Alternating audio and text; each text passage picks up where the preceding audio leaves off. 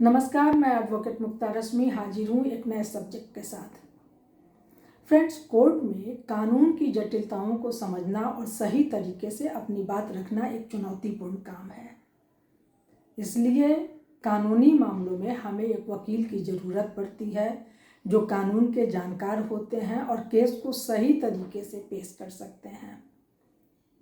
लेकिन अगर आपको लगता है कि आपके वकील आपका केस सही ढंग से रिप्रेजेंट नहीं कर पा रहे हैं या आपको अपने वकील के कंडक्ट से नाराज़गी हो रही है और आपको लगता है कि एडवोकेट फेयर नहीं है या आप अपना पैसा बचाना चाहते हैं या किसी भी अन्य कारण से आपका फेथ आपके एडवोकेट पे नहीं हो पा रहा है और आप किसी वकील को अपना केस नहीं सौंपना चाहते हैं, तो आपको यह अधिकार है कि आप अपना केस खुद अपने केस की पैरवी कर लें।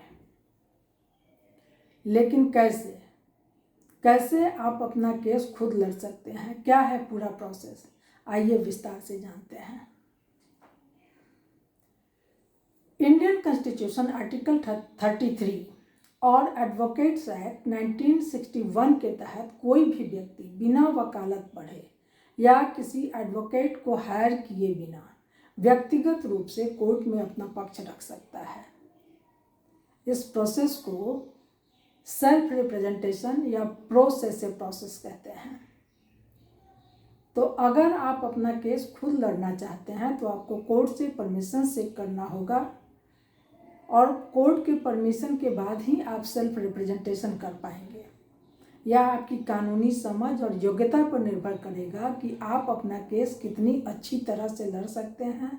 हालांकि जटिल कानूनी मामलों में एडवोकेट का प्रेजेंस बेहतर होता है, क्योंकि कोर्ट की भाषा समझने के लिए नियमित रूप से कोर्ट में बैठने वाला व्यक्ति एक साधारण व्यक्ति से ज़्यादा समझदार तो जरूर माना जाता है।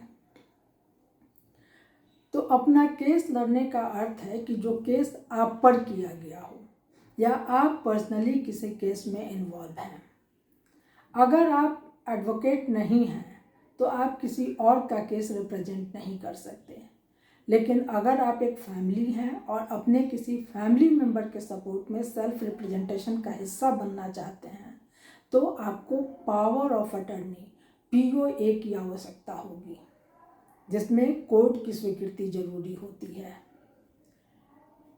केवल अपने खिलाफ हुए केस को ही आप लड़ सकते हैं। यदि आप किसी अन्य व्यक्ति के लिए केस लड़ने का परमिशन सीक करना चाहते हैं तो आपको एक लंबे प्रोसेस से गुजरना पड़ेगा।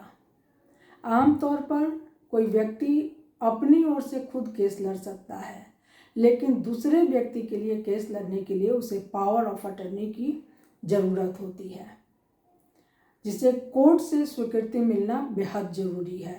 कोर्ट के परमिशन मिल जाने के बाद ही आप अपने केस को समझने या फर्दर प्रोसीडिंग के लिए